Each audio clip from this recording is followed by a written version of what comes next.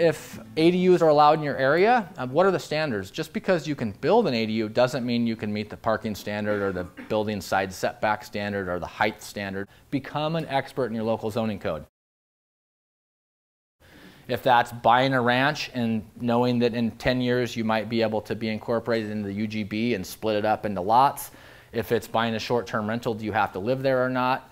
If it's buying a commercial building to run your chiropractic practice out of, can you have a mixed use there? Can you have residential above your commercial? Do you have enough parking to meet your business model? Because when you go in to pull your permits, I've seen business owners buy property, commercial property, go in to apply for their business license, and they say, hey, this is a salon.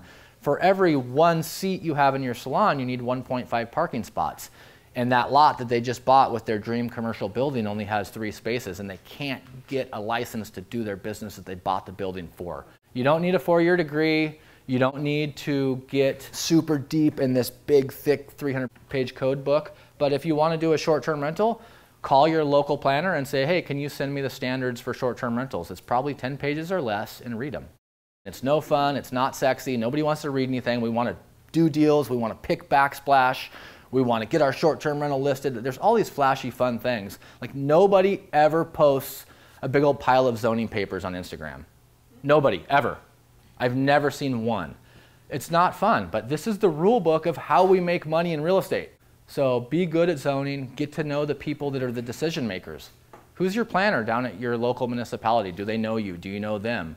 They're the person that's going to tell you yes or no. The planners are the goalkeepers. Get to know them. And if you're not good at communicating with them, like I wasn't for a long, long time, I'd go in there and say, this is what it reads and I'm right. And it doesn't matter if you're right. It's a people business.